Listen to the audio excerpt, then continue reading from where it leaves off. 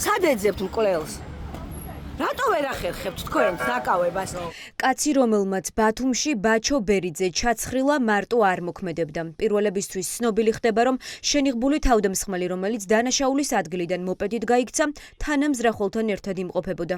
გაქცეული დამნაშავის ტრანსპორტს პოლიციამ თურქეთის საზღვარზე მიაგნო, ამიტომ არსებობს ეჭვი, რომ 31 წლის კაცის მკვლელობის მცდელობის შემდეგ დანაშაულის ორივე ფიგურანტმა ქვეყნიდან გაქცევა მოასწრო. ამ დრომდე მკვლელი როგორ ვერ დააკავეთ? მკვლელის დაკავებას როგორ ვერ ახერხებთ ამ დრომდე?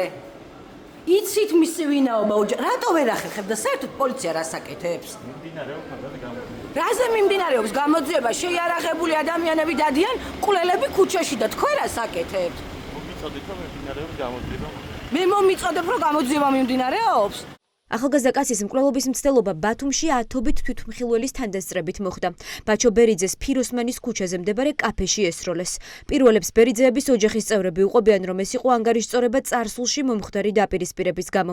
შურისძიების მოტივით ჩადენილი დანაშაულის მონაწილეების ვინაობა უკვე ცნობილია გამოძიებისთვისაც, თუმცა მას ამ დრომდე ვერ აკავებენ. იცი ამ და ვერ აკავებენ. რა ვიცი, მინდა რომ დააკავო მკვლელი, შური ჩიმიცხდეს, განცრა.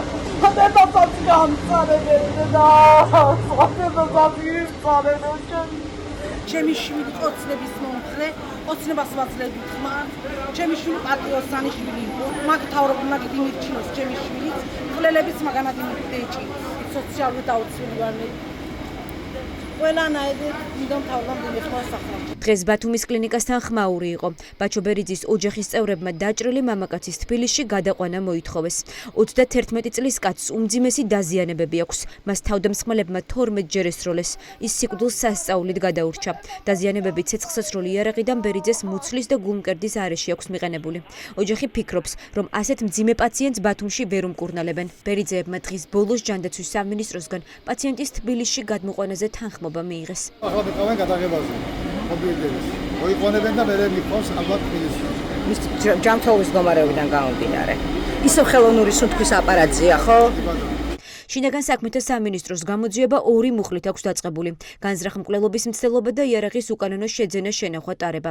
ოჯახის ინფორმაციით დამნაშავე წარსულშიც ნასამართლევია და სხვა პირის დაჭრის ფაქტზე სასჯელიც მოიხადა.